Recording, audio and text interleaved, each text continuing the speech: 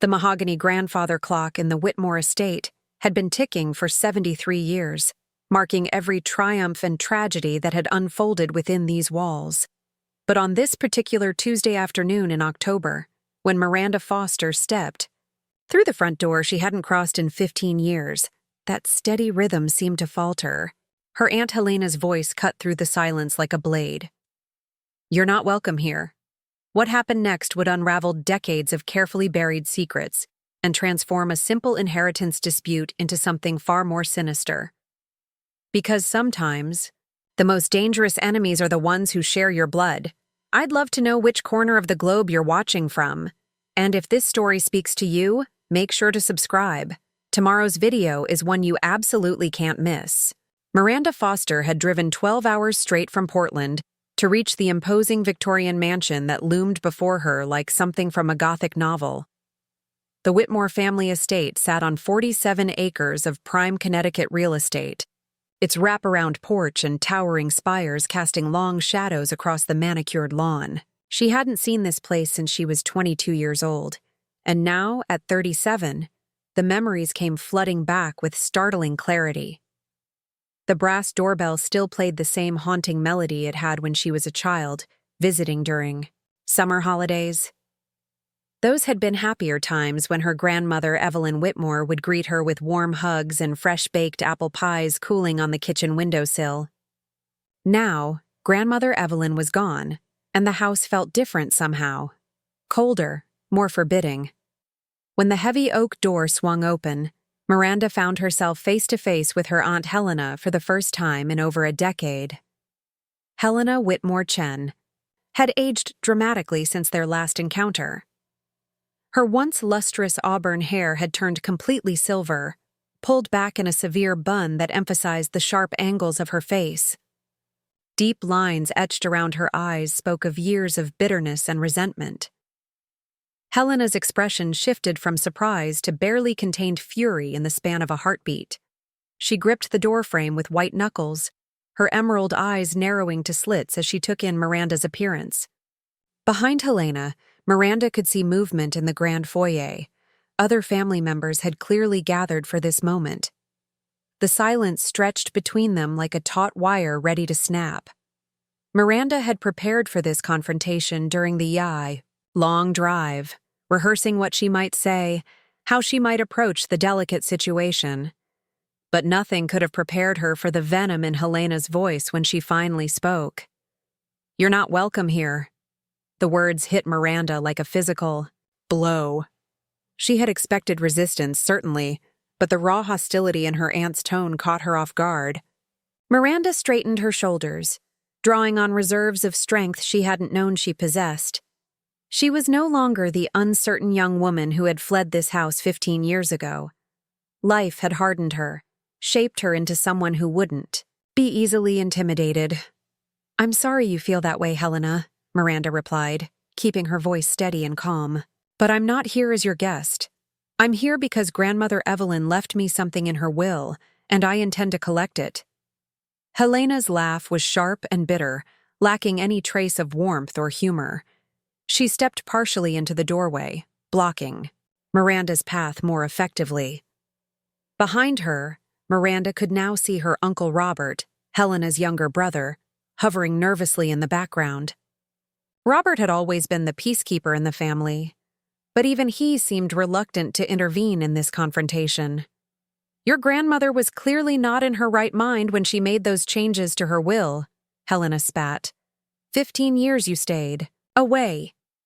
15 years without a single visit, not even a phone call when she was sick. And now you show up expecting to waltz in here and claim what belongs to this family? The accusation stung because it contained a grain of truth. Miranda had stayed away, but not by choice. At least not entirely. The circumstances surrounding her departure had been complicated, painful, and deeply personal. She had been protecting herself, and perhaps protecting others as well. But trying to explain that to Helena would be futile. "I stayed away because I had to," Miranda said quietly. "You know why, Helena. We all know why." Something flickered in Helena's eyes, a flash of uncertainty, perhaps even guilt. But it was quickly replaced by renewed hostility. Robert stepped forward then, finally finding his voice. "Helena, maybe. We should let Miranda come in. We can discuss this like civilized people. After all, she is family." Helena whirled around to face her brother, her fury now redirected toward him. "Family? She hasn't been family for 15 years, Robert." She made her choice when she walked out that door and never looked back. "I won't have her disrupting our lives again. Especially not now when we're still grieving Mother's death." Miranda noticed the careful way Helena phrased her objection.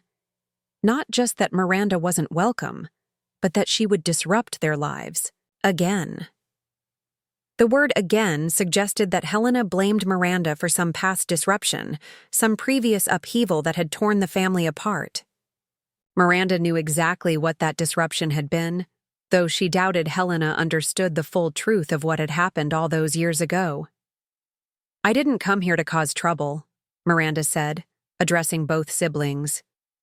"I came because a lawyer from grandmother's estate contacted me. She left me the music box collection and some personal items. I just want to collect them and leave. I don't want any of the major assets, the house, the land, the investments. I never did." This seemed to catch Helena off guard. Her expression shifted slightly, confusion replacing some of the anger. The Whitmore estate was worth several $1,000,000, and everyone had assumed that Miranda's return meant she intended to claim a substantial portion of the inheritance. The fact that she only wanted Evelyn's personal effects, items with sentimental rather than monetary value, didn't align with Helena's assumptions about her niece's motives. Uncle Robert seized on this opening. "You see? She's being reasonable." Helena. The music boxes meant something special to grandmother, and she wanted Miranda to have them. What harm could there be in that?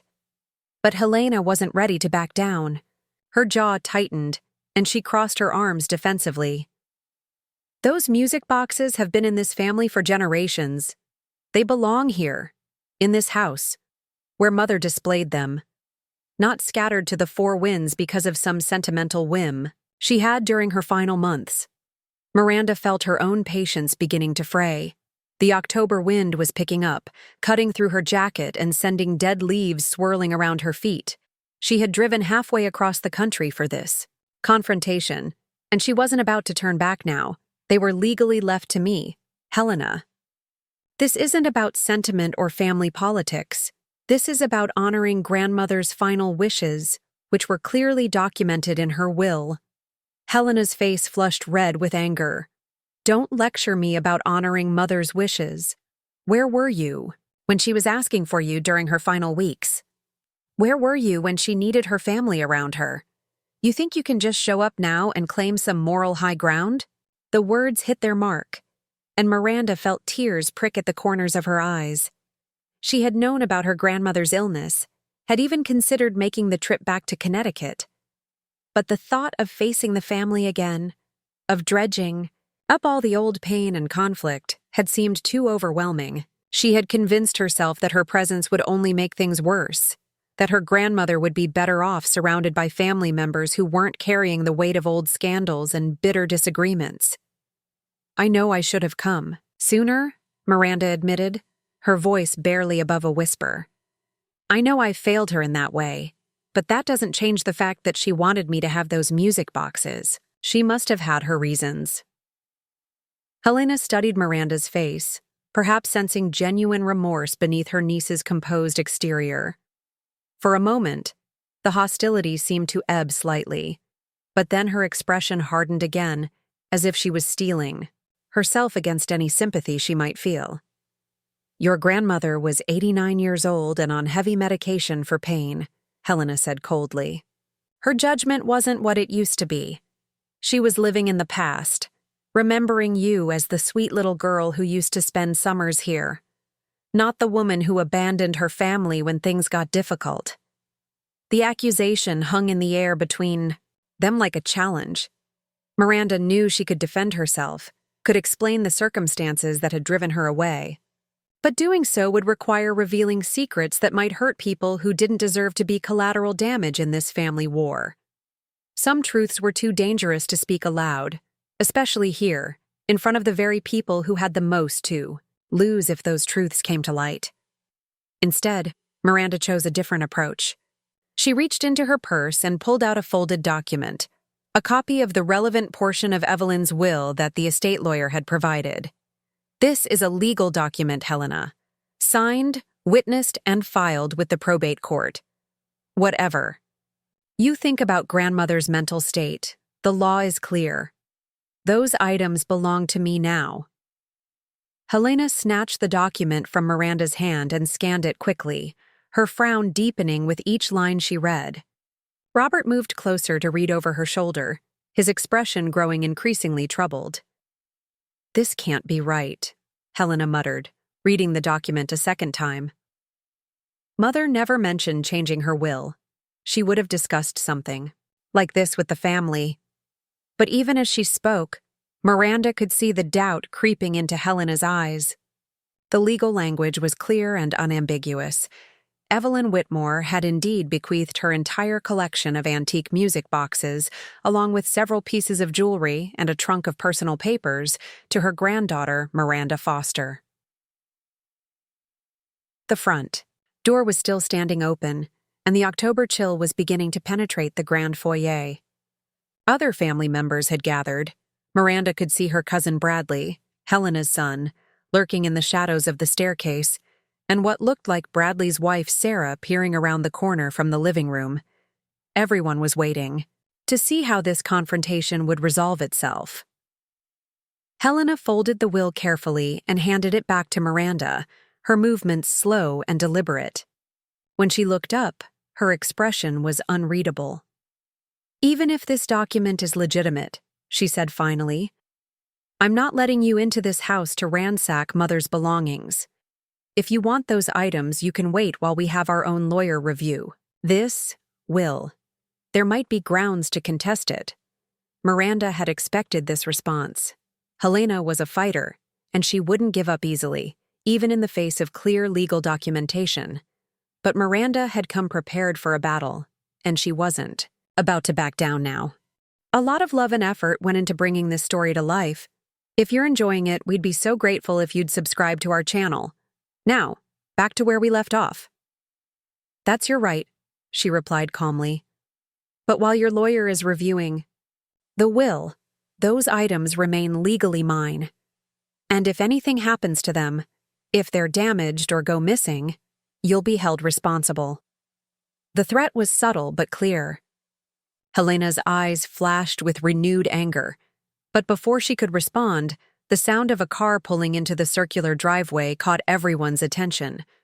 Through the still-open door, they could see a sleek black sedan coming to a stop behind, Miranda's rental car. A man in an expensive suit emerged from the sedan, carrying a leather briefcase and moving with the confident stride of someone accustomed to handling difficult situations.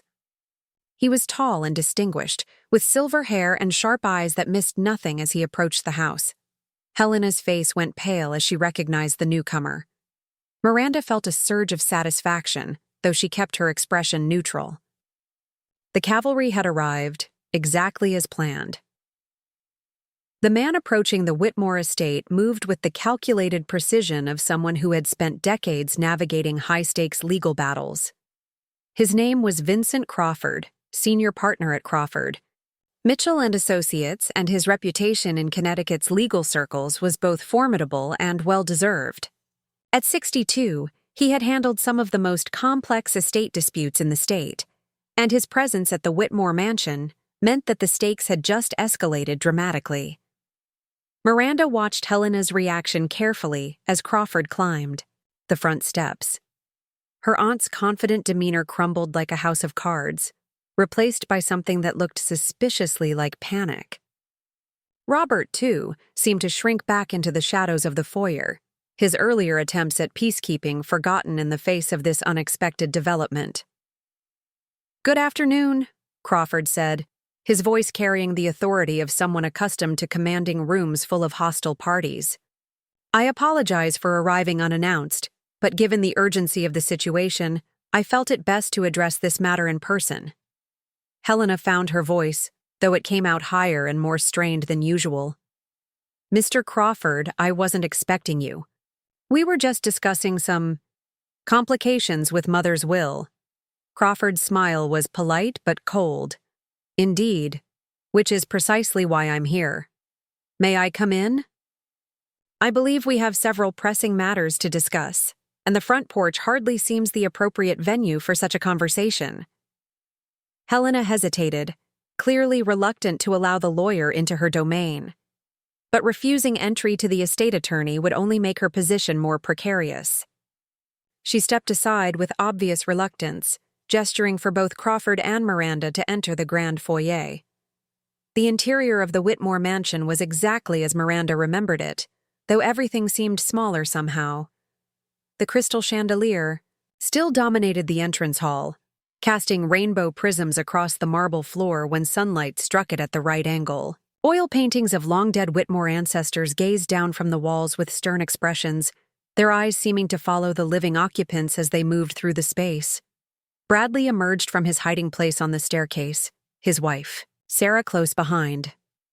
At 35, Bradley had inherited his mother's sharp features, but none of her commanding presence.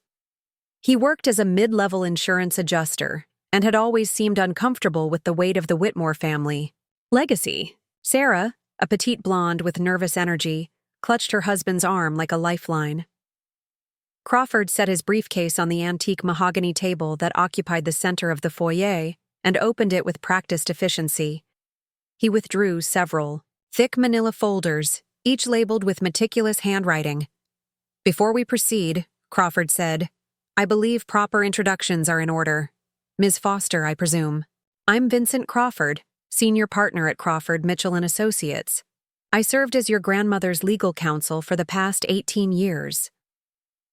Miranda shook his offered hand, noting the firm grip and steady eye contact. She had spoken with Crawford twice over the phone following Evelyn's death, but this was their first face-to-face meeting. His presence was both reassuring and intimidating, clearly someone who didn't suffer fools gladly. Now then, Crawford continued, turning his attention to Helena and the assembled family members, I understand there have been some questions raised regarding the validity of Mrs. Whitmore's final will and testament. Specifically, concerns about her mental capacity and the circumstances surrounding certain bequests. Helena lifted her chin defiantly. That's correct. We believe Mother was not in her right mind when she made those changes. She was on heavy pain medication, and her judgment was clearly compromised. Crawford's expression remained neutral, but Miranda detected a hint of steel in his eyes. I see. And you base this assessment on your medical training, Mrs. Chen? The question landed like a slap. Helena flushed red but maintained her aggressive stance. I don't need medical training to know when someone isn't thinking clearly. Mother barely recognized us half the time during her final months. Bradley shifted uncomfortably, and Miranda noticed him exchange a quick glance with his wife. Clearly, not everyone in the family was completely convinced by Helena's version of events. Crawford opened one of his folders and withdrew a thick document bound in blue legal backing. This is the original copy of your grandmother's final will, executed on March 15th of this year. I was present during the signing, along with 2 additional witnesses as required by Connecticut state law. Mrs. Whitmore was examined by her personal physician, Dr. Margaret Hartwell, just 3 days prior to the signing specifically to assess her mental competency. He paused, allowing the implications to sink in before continuing. Dr. Hartwell provided a written assessment confirming that Mrs. Whitmore was of sound mind and fully capable of making informed decisions regarding her estate.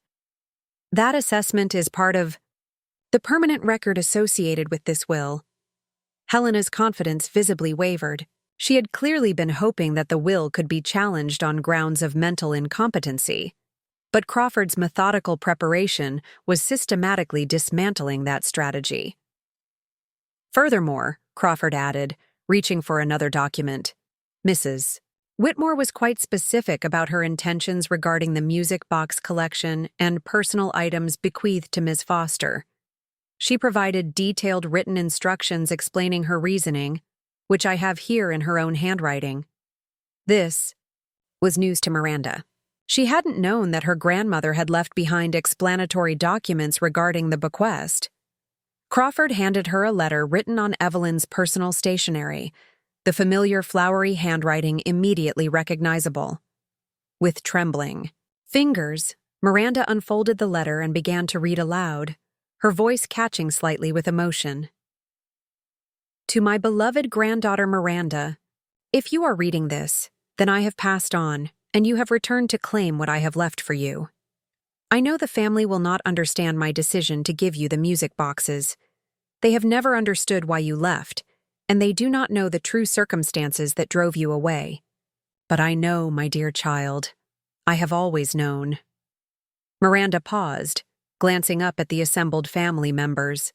Helena's face had gone completely pale, while Robert looked confused and increasingly uncomfortable. Bradley and Sarah exchanged another, meaningful look, suggesting they might know more about the family's buried secrets than they had previously let on. The music boxes were never just decorations or valuable antiques, Miranda continued reading. Each one holds memories of the summers you spent here, the stories we shared, the songs we listened to together. They represent the joy and innocence that was stolen from you, and I want you to have them as a reminder that not all memories of this place were painful. Helena made a strangled sound, somewhere between a gasp and a sob. Whatever secrets Evelyn had been referring to, Helena clearly knew exactly what they were. But more importantly, Evelyn's letter continued, the music boxes will provide you with the means to build the life you deserve, free from the shadows of the past. Look carefully at the base of the large Swiss music box with the dancing couple. What you find there will ensure your financial independence and allow you to pursue your dreams without fear or constraint. The room fell completely silent. Miranda lowered the letter, her mind racing to process what she had just read. Her grandmother hadn't just left her sentimental keepsakes.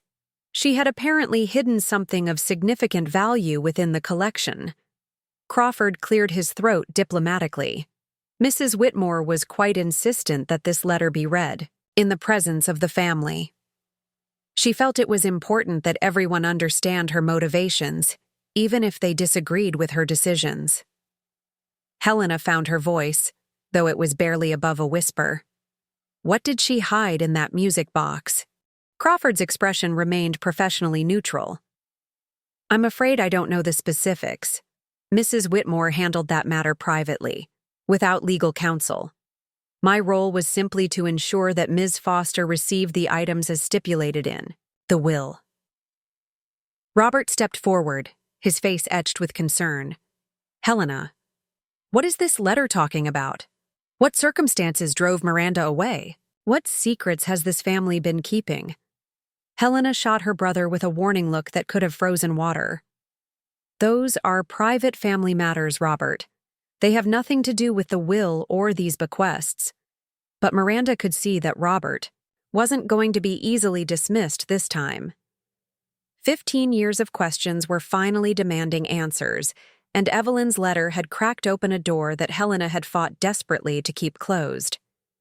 Actually, Crawford interjected smoothly, the circumstances referenced in Mrs. Whitmore's letter may have considerable bearing on this matter.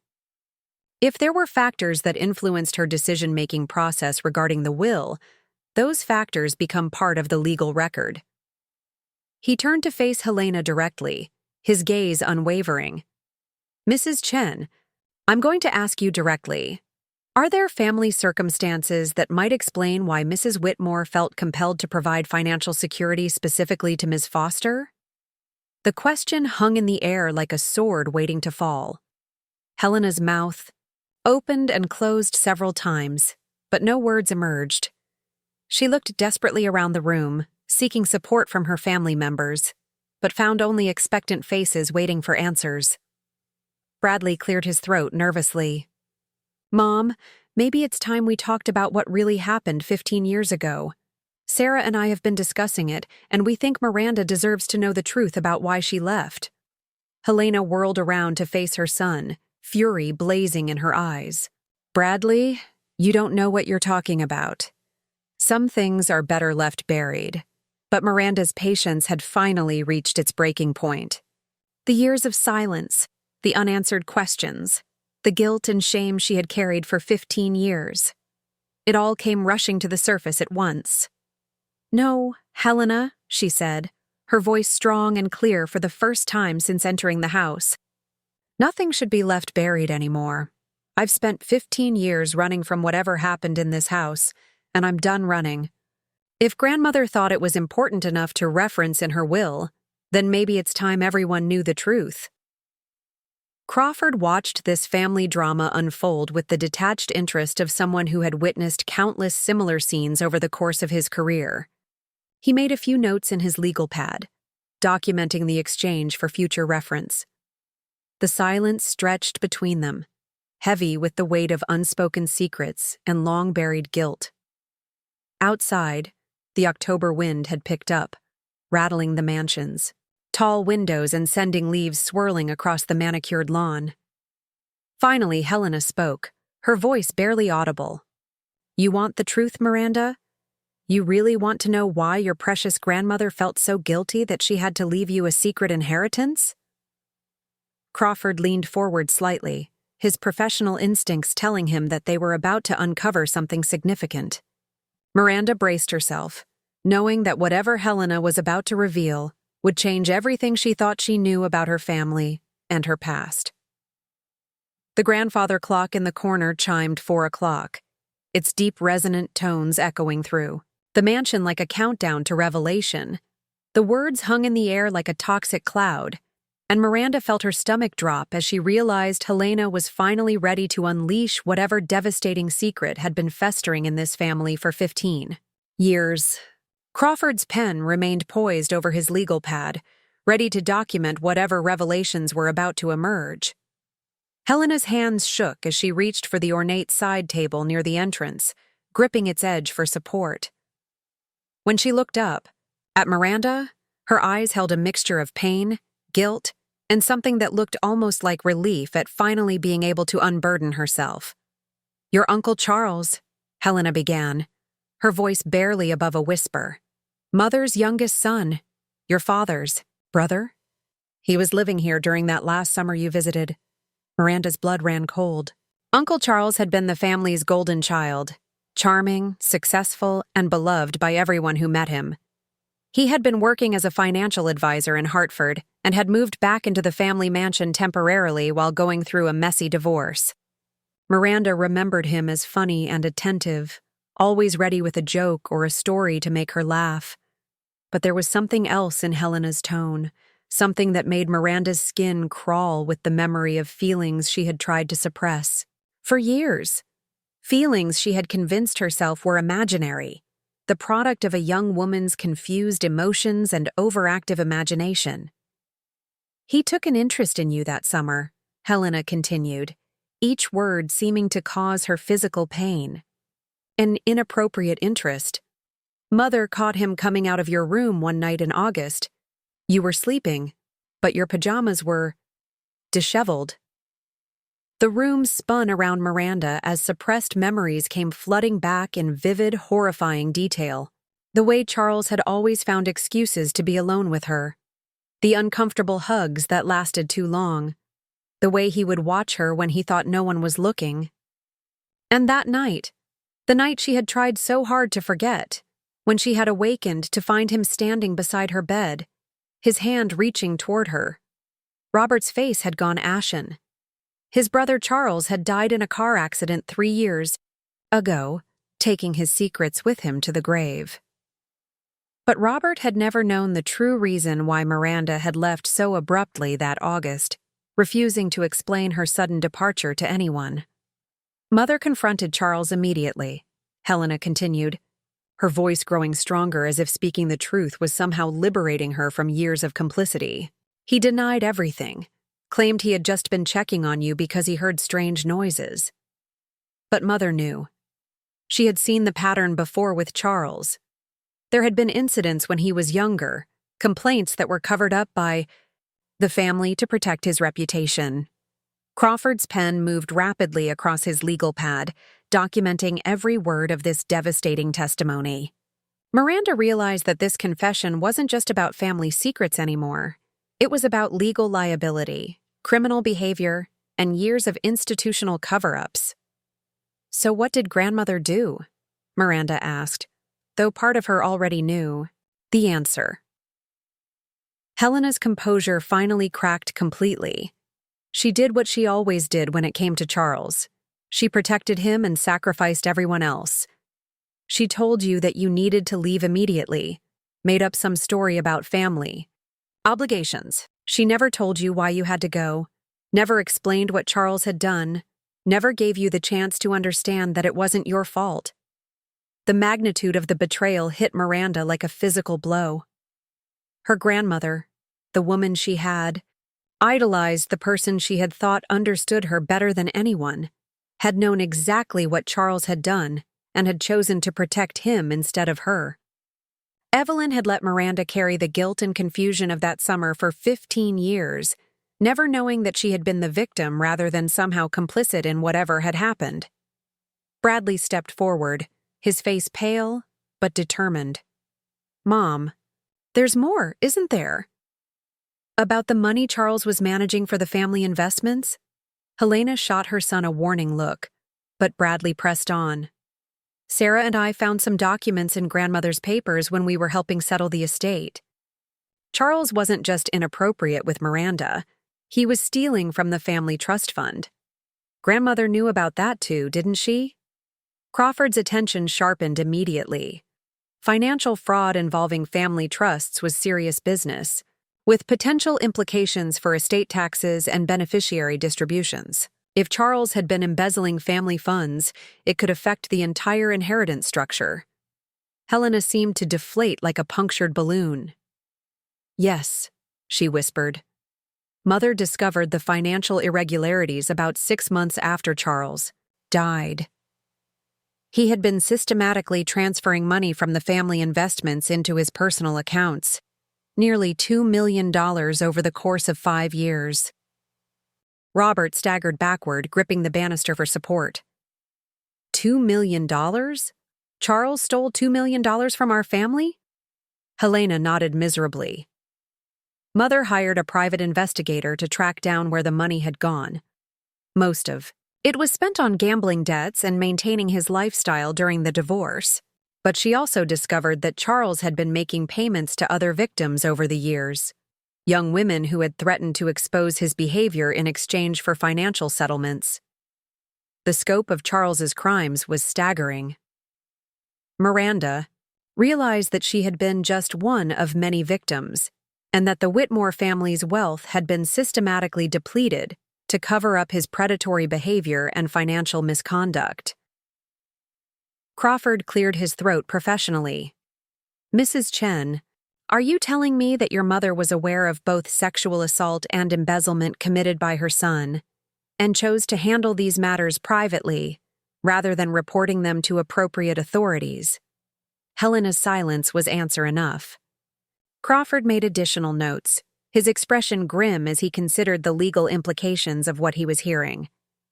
"That's why grandmother left me the music boxes," Miranda said slowly, the pieces of the puzzle finally falling into place.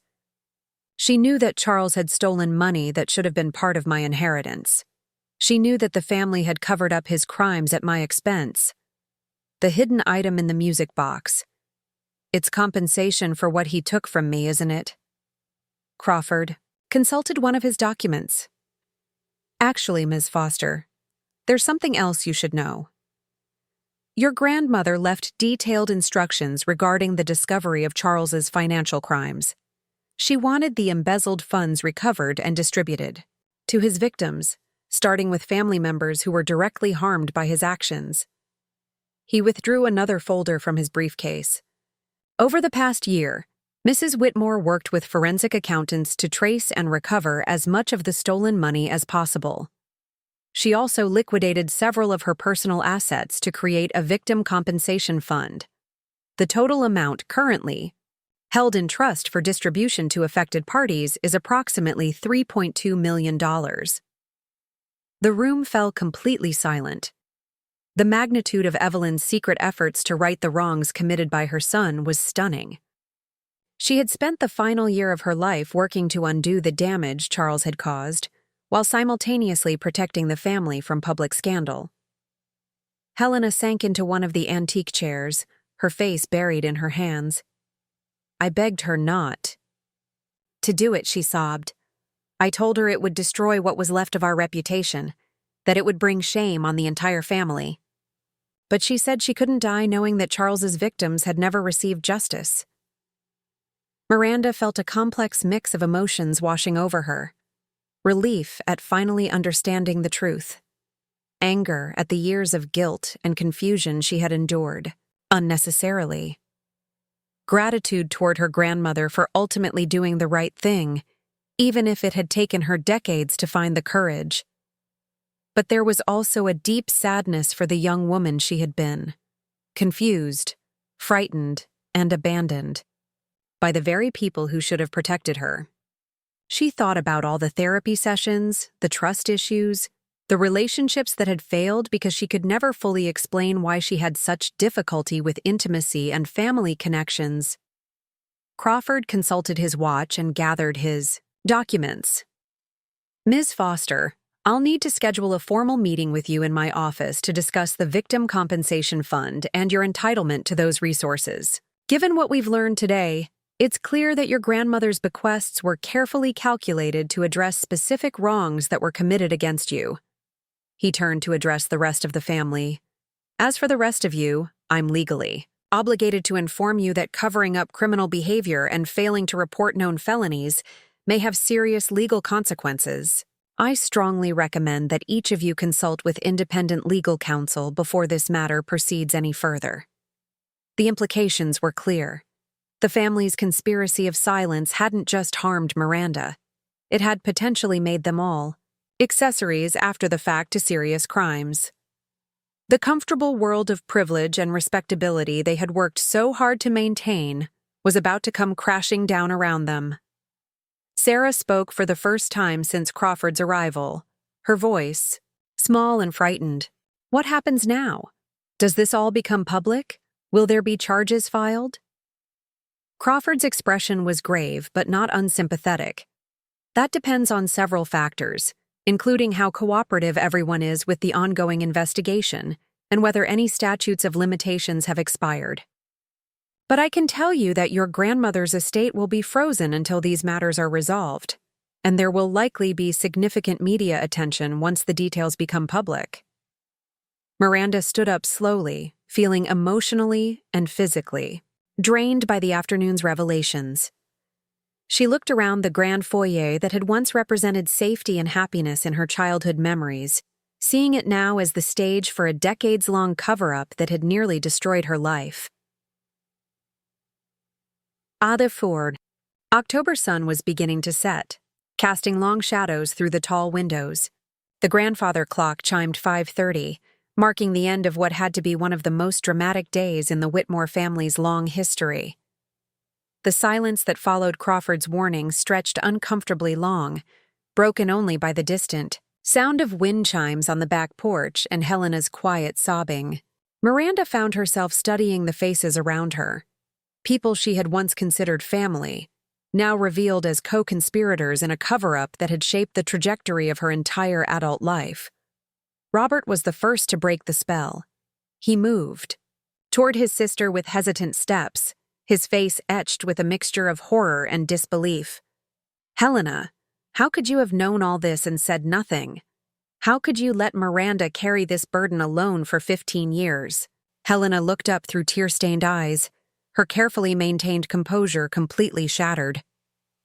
What choice did I have, Robert? Charles was our brother. Our family's reputation. Everything we had built over generations, it all would have been destroyed if the truth had come out. But Miranda was a victim, Robert shot back, his voice rising with indignation. She was barely more than a child, and she trusted us to protect her. Instead, we cast her out and let her think she had done something wrong. Crawford observed this family implosion with professional detachment, making occasional notes while allowing the emotional confrontation to play out. He had witnessed similar scenes countless times over his career, the moment when carefully constructed lies finally crumbled under the weight of truth. Bradley stepped closer to his mother, his expression a mixture of disappointment and determination. Mom, Sarah, and I have been talking about this for months. Ever since we found those financial documents in Grandmother's study, we knew something wasn't right about the way Miranda left, and now we know why. He turned to address Miranda directly. We should have spoken up sooner. We should have pushed harder for answers instead of just accepting the family's version of events. I'm sorry we failed you too. Sarah nodded emphatically. When Bradley told me about finding those papers, we started putting pieces together. The timing of Charles's sudden departure from the house, the way Grandmother became so secretive about family finances, the way everyone clammed up whenever your name was mentioned. We knew there had to be more to the story. Miranda felt a small spark of gratitude toward her cousin and his wife. At least someone in the family had cared enough to question the official narrative, even if it had taken them years to find the courage to act on their suspicions. Crawford cleared his throat, diplomatically. While these family reconciliations are certainly important, we need to address some practical matters. Ms. Foster, are you prepared to take possession of the items bequeathed to you in your grandmother's will? The question brought everyone's attention back to the original purpose of Miranda's visit. In all the drama and revelations of the past hour, she had almost forgotten about the music boxes that had started this entire confrontation. Helena wiped her eyes and struggled to regain some semblance of dignity. The music boxes are in Mother's sitting room where they've always been displayed. But Miranda, before you take them, I need you to understand something about what you're unleashing. She paused, gathering herself for what was clearly going to be another difficult admission. The private investigator Mother hired didn't just discover Charles's financial crimes. He also found evidence of other victims, other families who had been paid to keep quiet about Charles's behavior. If this information becomes public, those people will be dragged back into a nightmare they thought was behind them. Crawford's pen stopped moving across his legal pad. Mrs. Chen, are you saying that your mother's investigation uncovered additional criminal activity that hasn't been reported to authorities? Helena nodded reluctantly. At least 6 other cases, over a 20-year period. Young women who worked for Charles's financial firm, a few family friends, even a teenage daughter of one of his clients. Mother tried to contact them all, to offer them compensation from the recovery fund, but several refused to have any contact with our family. The scope of Charles's predatory behavior was even worse than Miranda had initially realized. She felt sick thinking about all the other victims who had suffered in silence, who had been bought off or intimidated into keeping quiet about their experiences. That's exactly why Grandmother wanted this exposed, Miranda said, her voice growing stronger. With conviction, she knew that staying silent had allowed Charles to hurt more people. She knew that the family's obsession with protecting their reputation had enabled a predator to operate freely for decades. Robert ran his hands through his graying hair, looking suddenly much older than his 60 years. My God, what kind of family were we? How did we become people who valued our social standing more than protecting innocent victims? Crawford consulted his watch and began organizing his documents. I hate to interrupt this discussion, but I have another appointment this evening. Ms. Foster, would you like to examine the items bequeathed to you now, or would you prefer to return at another time? Miranda realized she had been dreading this moment, not because of any legal complications, but because she wasn't sure she was emotionally prepared to handle whatever her grandmother had hidden in that music box. The revelations of the past hour had already turned her understanding of her family upside down. What other secrets might be waiting to be discovered? I'd like to see them now, she said finally. I've waited 15 years for answers. I'm not leaving here without them. Helena rose from her chair with obvious reluctance. Very well.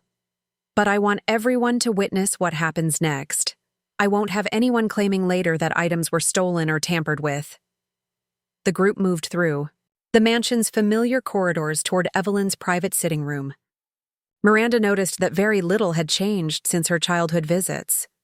The same Persian rugs covered the hardwood floors, the same oil paintings lined the walls, and the same heavy curtains filtered the late afternoon sunlight into golden streams. Evelyn's sitting room was exactly as Miranda remembered it, a cozy sanctuary filled with comfortable chairs, bookcases, and an impressive collection of antique music boxes displayed on custom-built shelves. There were dozens of them, ranging from simple wooden boxes to elaborate mechanical marvels with dancing figurines and complex musical arrangements.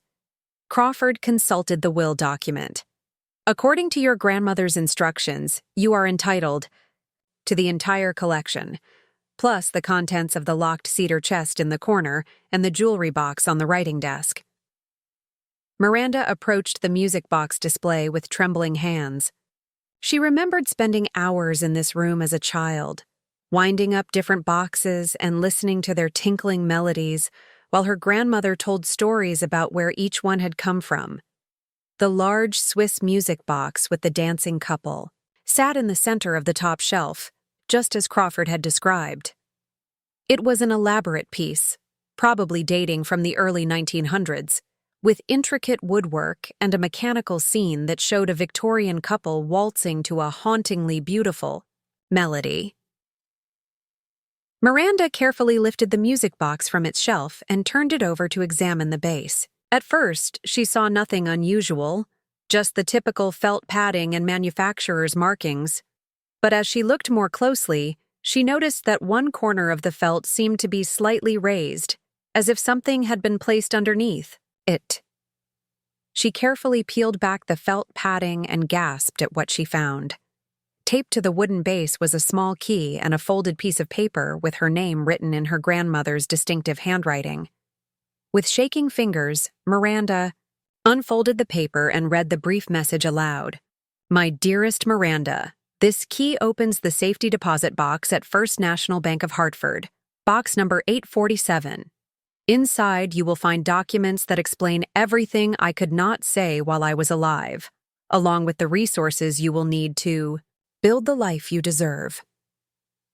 I pray you can someday forgive an old woman who loved you more than her own reputation, but not enough to do the right thing when it mattered most. Crawford nodded approvingly. Your grandmother was very thorough. She wanted to ensure that you had access to both the financial resources and the full documentation of what happened, should you choose to pursue legal action. Helena looked around the room desperately, as if searching for some way to prevent the inevitable exposure of her family's darkest secrets, but it was too late for damage control. The truth was finally coming to light, and all the wealth and social standing in the world couldn't put that particular genie back in its bottle. Bradley moved closer to Miranda, his expression earnest and apologetic. Whatever you decide to do with this information, you have our support. Sarah and I have already decided that we won't be part of any more cover-ups or family conspiracies. Sarah nodded firmly.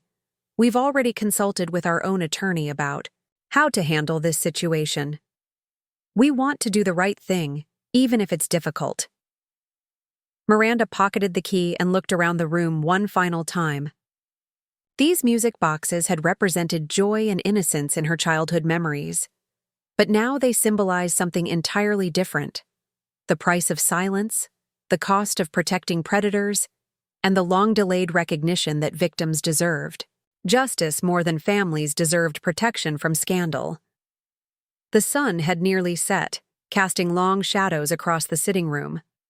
Outside, the October wind continued to rattle the windows, as if nature itself was reflecting the turbulence that had finally come to the Whitmore family. Crawford packed up his briefcase and prepared to leave. "Ms. Foster, I'll expect to hear from you within the next few days about scheduling an appointment to discuss the compensation fund and review the documents in the safety deposit box. This matter will need to be resolved promptly, given the legal complexities involved." As the lawyer departed, Miranda found herself alone with her family for the first time since learning the truth about her past. The silence was heavy with unspoken apologies and years of accumulated guilt. But Miranda was no longer the frightened young woman who had fled this house 15 years ago. She was a survivor who had built a life despite the trauma and confusion inflicted by the people who should have protected her. And now, finally, she had the tools she needed to ensure that Charles's other victims received the justice they deserved, even if it came decades too late. The First National Bank of Hartford stood like a granite fortress in the heart of the city's financial district, its imposing neoclassical facade a testament to old money and established power. Miranda had driven there alone the following morning, leaving behind the emotional wreckage of yesterday's confrontation at the Whitmore estate. The small brass key felt heavy in her palm as she approached the bank's polished marble entrance. Inside, the atmosphere was hushed and reverent, as if financial transactions were sacred rituals that demanded respectful silence. Miranda approached the customer service desk, where a middle-aged woman with kind eyes and graying hair looked up from her computer screen. "I need to access a safety deposit box," Miranda said, producing both the key and her identification. "Box, number 847, registered to Evelyn Whitmore." The woman's expression shifted to one of professional sympathy. "Ah, yes, Mrs. Whitmore. I'm Patricia Donovan, the branch manager. Your grandmother was one of our most valued customers for over 30 years. She mentioned that her granddaughter would be coming to access this particular box. Please, accept my condolences on your loss." "Thank you," Miranda replied, touched by the genuine warmth in the woman's voice. It was a relief to encounter someone who remembered her grandmother with fondness, rather than the complicated mix of love and disappointment she was feeling. Ms. Donovan led Miranda through a secure door and down a marble staircase to the bank's vault level. The safety deposit box area was lined with brushed steel panels, each marked with discrete numbers. The fluorescent lighting gave everything a sterile, clinical appearance that seemed appropriate for what Miranda suspected would be a methodical documentation of her family's crimes. Box 847 was located in the premium section, one of the larger units reserved for customers with significant assets to protect.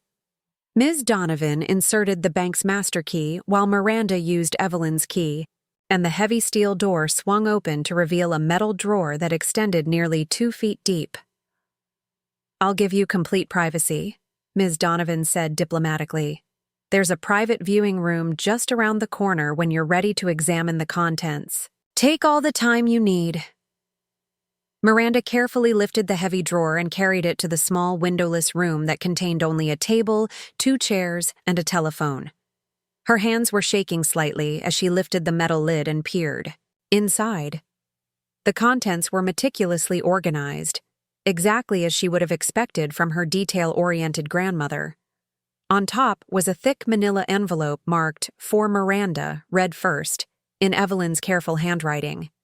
Beneath that were several smaller envelopes, each labeled with dates and brief descriptions. At the bottom of the box, she could see what appeared to be jewelry boxes and several thick legal documents bound with rubber bands. Miranda opened the first envelope with trembling fingers and found a handwritten letter that was much longer and more detailed than the brief note she had discovered in the music box. "My beloved Miranda," Evelyn's letter began. "If you are reading this, then Vincent Crawford has successfully guided you through the legal complexities of claiming your inheritance, and you have discovered the truth about why you were forced to leave our family so abruptly 15 years ago. I want you to know that not a single day has passed since that terrible August night when I have not regretted the choices I made.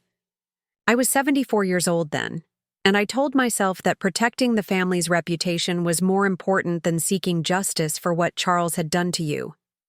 I convinced myself that you were young and resilient, that you would recover from the trauma and build a good life elsewhere. I told myself that destroying Charles would accomplish nothing positive and would only bring shame upon our entire family. I was wrong about everything. The letter continued for several pages, detailing Evelyn's growing awareness over the years that her decision to protect Charles had been morally inexcusable.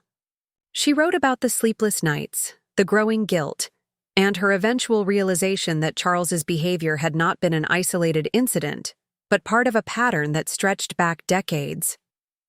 When Charles died 3 years ago, Evelyn explained, she had initially felt relief that the family's secret would die with him, but then she began finding irregularities in the family's financial accounts, discrepancies that led her to discover the full scope of Charles's criminal activity.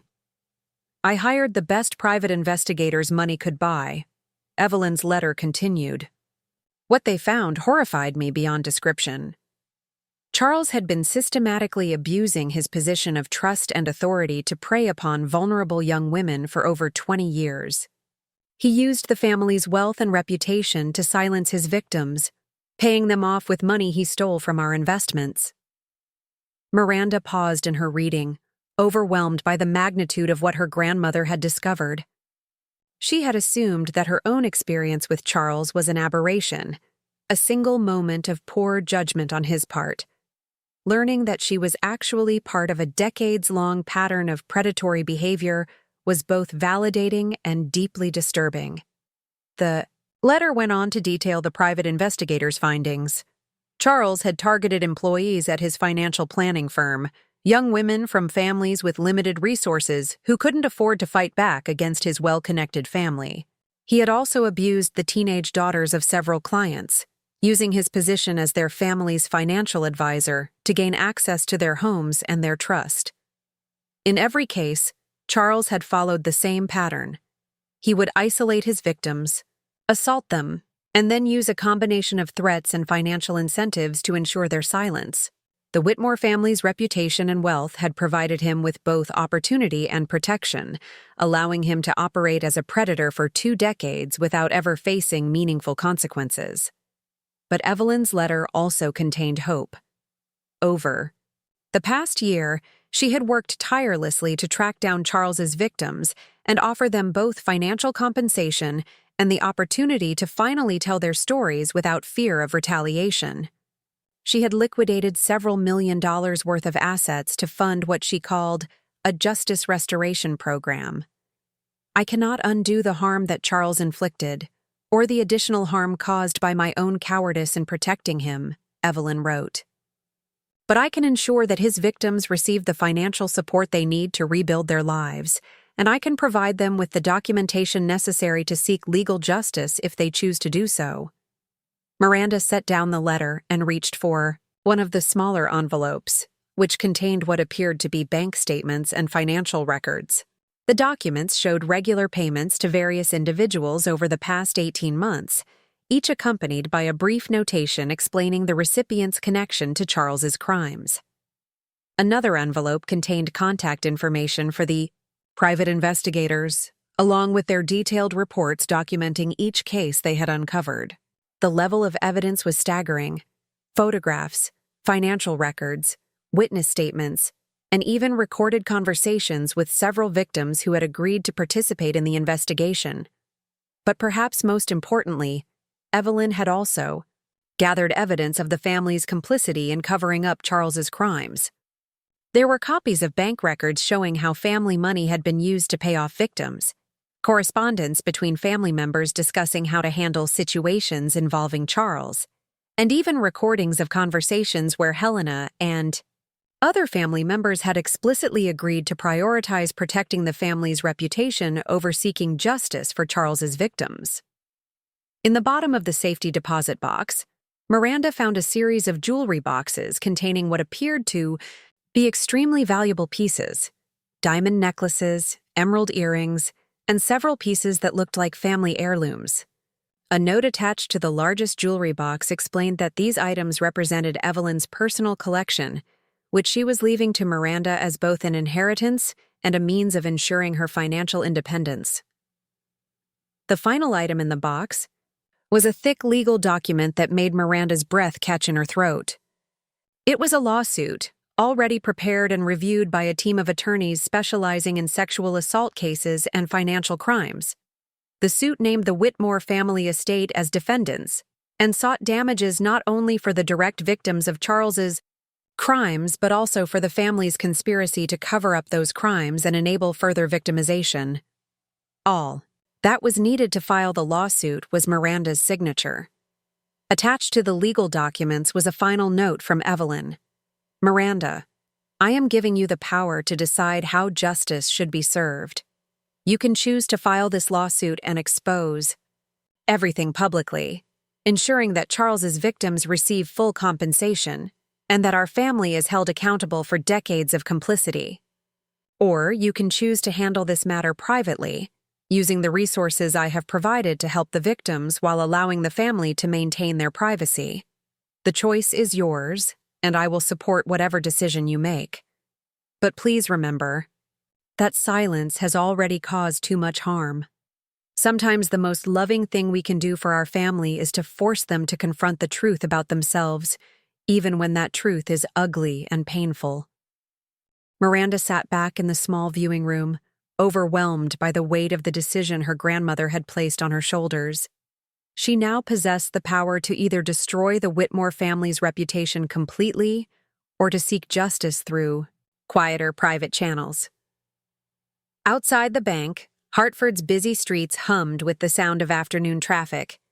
People were going about their ordinary lives, unaware that in a small underground room, one woman was deciding the fate of a family dynasty and the future of multiple sexual assault victims.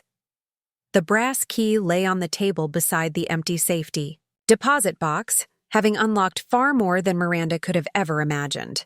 Her grandmother had given her something more valuable than money or jewelry.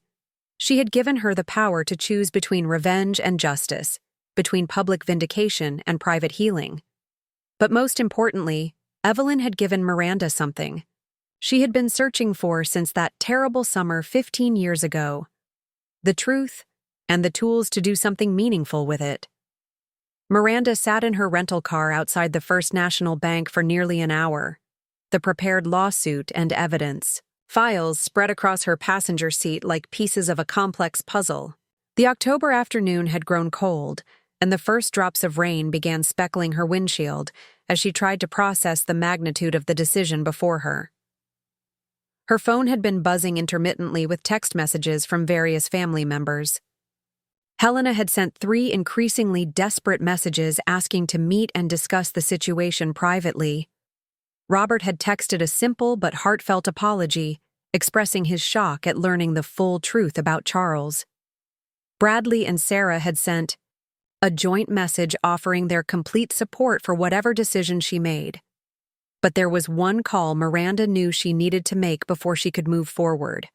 She scrolled through her contacts until she found the number for Dr. Angela Martinez, the therapist who had helped her work through years of trauma and confusion following her abrupt departure from the Whitmore estate. Dr. Martinez answered on the second ring, her familiar voice warm and professional. "Miranda, what a surprise to hear from you. How are you doing?" "I'm in Connecticut," Miranda said without preamble. "I finally learned the truth about what happened to me 15 years ago, and I need to talk through some very difficult decisions." Over the next 30 minutes, Miranda summarized the events of the past 2 days, describing the confrontation with her family, Crawford's revelations, and the devastating contents of her grandmother's safety deposit box. Dr. Martinez listened without interruption, occasionally asking clarifying questions but mostly allowing Miranda to process her emotions through the telling of her story. "So you're holding evidence that could expose decades of criminal behavior and family cover-ups," Dr. Martinez said when Miranda finished. "And your grandmother has essentially given you the power to decide how justice should be served." "Exactly. But I keep thinking about the other victims. Some of them have spent decades trying to move past what Charles did to them. Filing this lawsuit would drag them back into the spotlight, force them to relive their trauma in public. Is that fair to them?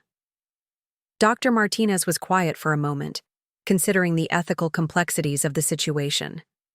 Have you had any contact with the other victims? Do you know how they feel about the possibility of pursuing legal action? Miranda consulted the private investigator's report. Some of them participated in grandmother's private investigation, which suggests they were willing to come forward under the right circumstances.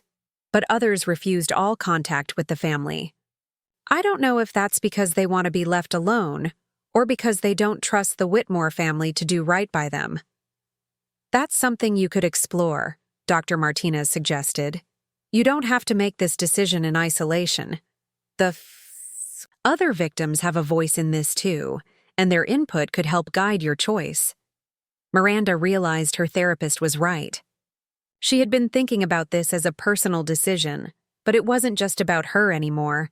Charles's crimes had created a community of survivors, and they deserved to have input into how justice should be pursued.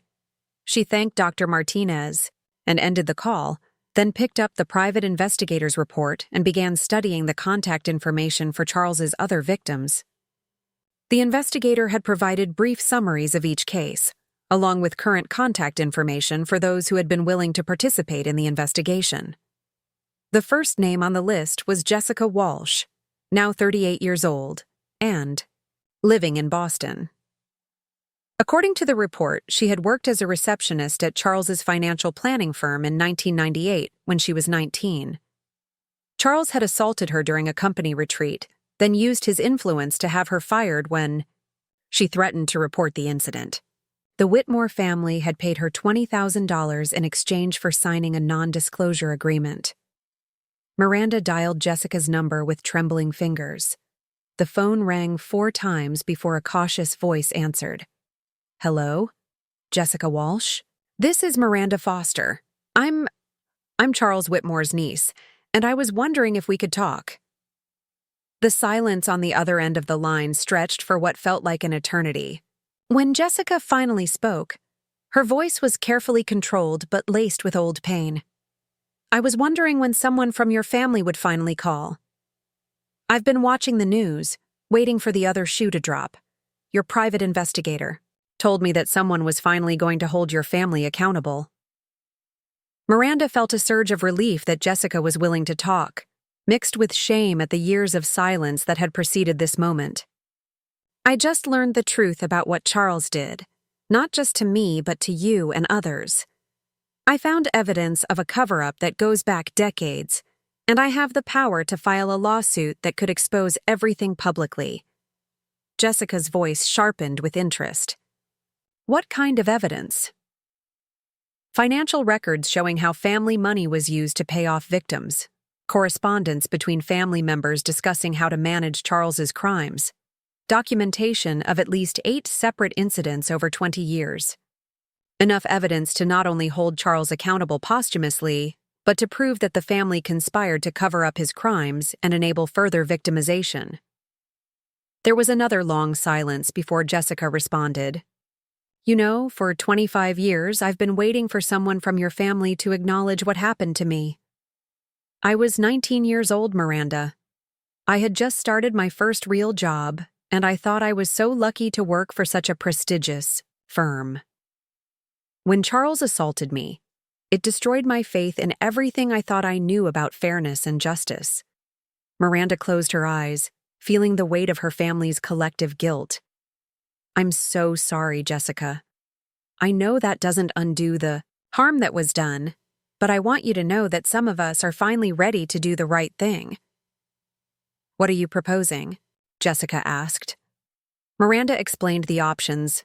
They could file the prepared lawsuit and pursue public justice through the courts, or they could work with the other victims to seek private resolution through Evelyn's compensation fund while still ensuring that the truth was documented and preserved.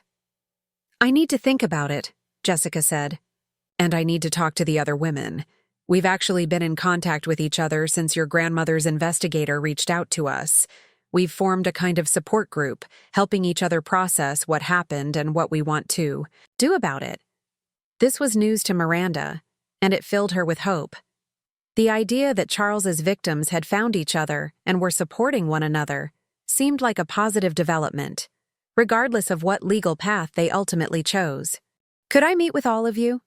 Miranda asked. "I think this decision should be made collectively, with input from everyone who was affected by Charles's crimes and the family's cover-up." Jessica was quiet for another moment. "There's a support group. Meeting scheduled for tomorrow evening in Hartford. We meet every 2 weeks at the community center on Maple Street. You could come to that, if you're serious about wanting our input." "I'm absolutely serious," Miranda said. "This isn't just about me anymore. It never should have been just about me." After ending the call with Jessica, Miranda felt a sense of purpose that had been missing since she first walked into the Whitmore mansion 2 days ago. She wasn't going to make this monumental decision, alone in a rental car outside a bank. She was going to do what her family should have done decades ago: listen to the victims, prioritize their needs and wishes, and work collectively toward some form of justice. She started the car and began driving back toward the Whitmore estate, but not to reconcile with her family or seek their approval for her decision. Instead, she was going to collect the music boxes that legally belonged to her and find a hotel room where she could spend the evening reviewing all the evidence and preparing for tomorrow's meeting with Charles's victims. As she drove through Hartford's tree-lined streets, Miranda reflected on how much had changed in just 48 hours. She had come to Connecticut expecting a simple inheritance dispute and a brief, uncomfortable reunion with estranged family members. Instead, she had uncovered a decades-long criminal conspiracy and found herself at the center of a decision that could affect multiple lives and potentially reshape how wealthy families were held accountable for covering up the crimes of their members. The rain was falling more steadily now, and the October sky had darkened to an ominous gray. But for the first time since arriving in Connecticut, Miranda felt a sense of clarity about the path forward.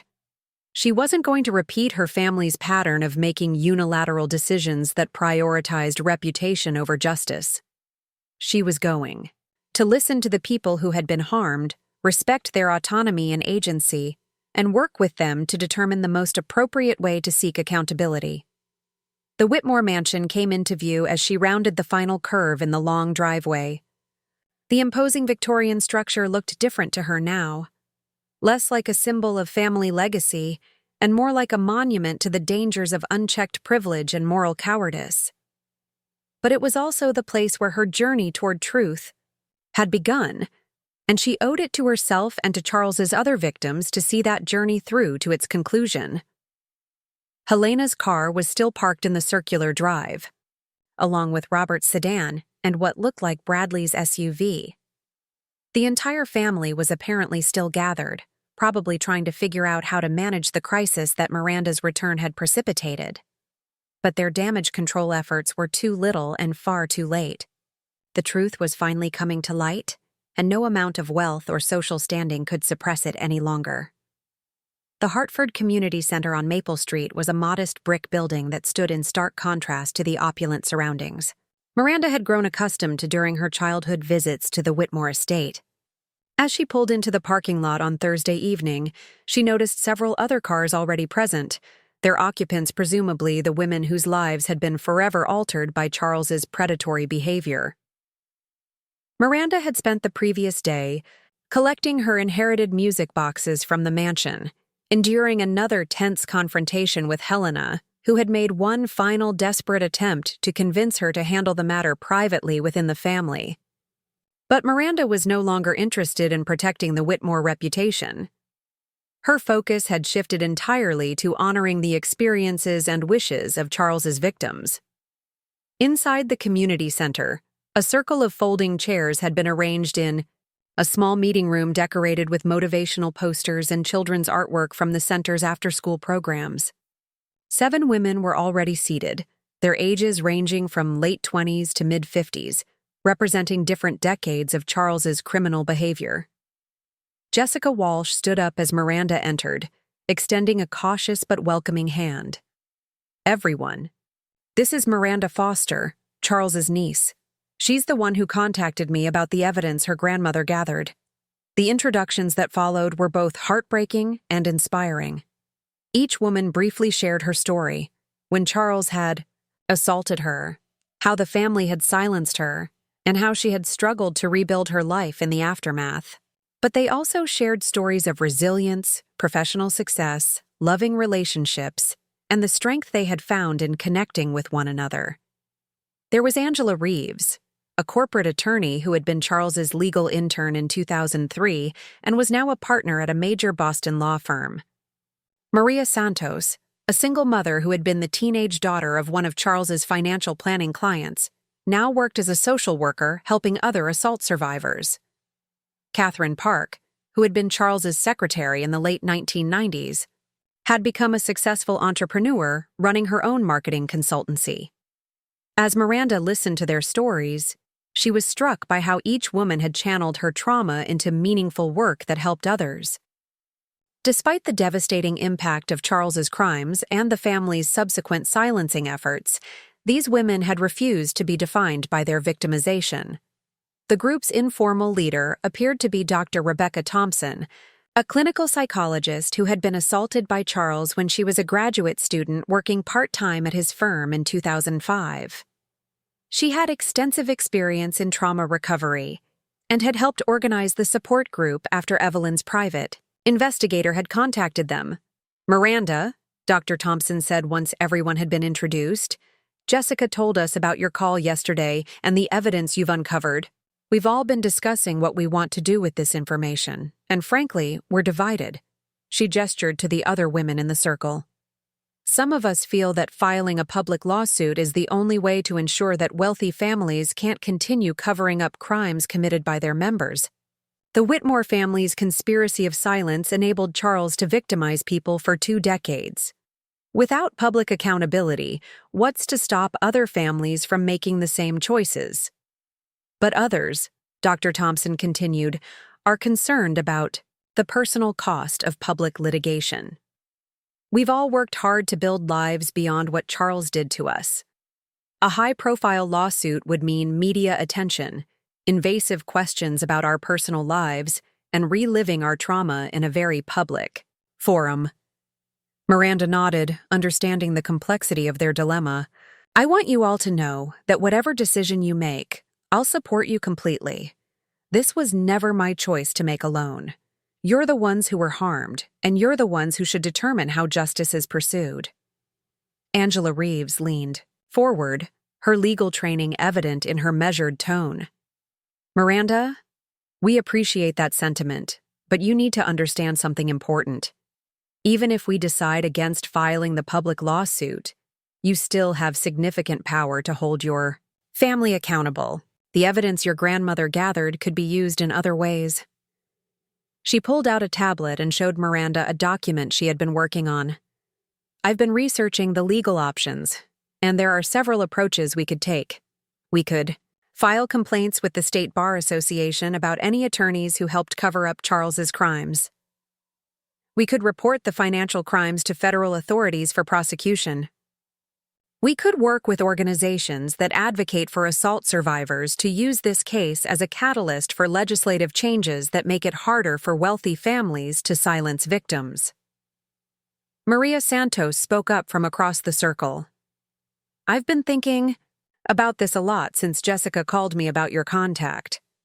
When Charles assaulted me, I was 15 years old. My parents were so intimidated by your family's wealth and lawyers that they accepted the settlement money and made me promise never to speak about what happened." She paused, her voice growing stronger with conviction. "I spent years believing that I was somehow complicit in what happened, that I had done something to invite Charles's attention. It wasn't until I started therapy in my 20s that I understood I had been the victim of a predator who used his family's power to escape consequences." Miranda felt tears gathering in her eyes as she listened to Maria's story, recognizing parallels to her own experience of self-blame and confusion. "But here's what I've realized," Maria continued. "The most important thing isn't whether Charles faces consequences. He's dead, so he's beyond accountability. The most important thing is whether his victims get to reclaim their power and whether other potential victims are protected from similar predators. Catherine Park nodded emphatically. I agree with Maria. For me, the healing has come from connecting with all of you, from realizing that I wasn't alone and that Charles's behavior followed a deliberate pattern. I don't need to see the Whitmore family destroyed publicly, but I do need to know that our experiences have been documented and that some form of justice has been achieved. Dr. Thompson looked around the circle before addressing Miranda directly. We've actually come up with a proposal that we'd like you to consider. It's a hybrid approach that we think could achieve accountability without subjecting us to the trauma of public litigation. She opened a folder and withdrew several documents. We want to create a foundation in our names, the Charles Whitmore Survivors Foundation, that would use the compensation money from your grandmother's estate to support other assault survivors, particularly those whose attackers come from wealthy or powerful families. The foundation would also maintain a confidential archive of documentation about Charles's crimes and your family's cover-up, she continued. This archive would be available to law enforcement, journalists, and researchers studying how wealthy families use their resources to silence victims. If similar patterns emerge with other predators, our documentation could be used to support their victims' cases. Miranda was impressed by the thoughtfulness and sophistication of their proposal. It would achieve meaningful accountability while respecting the survivors' need for privacy and control over their own stories.